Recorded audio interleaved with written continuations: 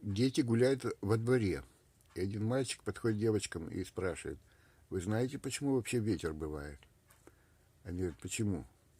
Он говорит: ну потому что деревья вот так вот качаются, и получается ветер, поняли?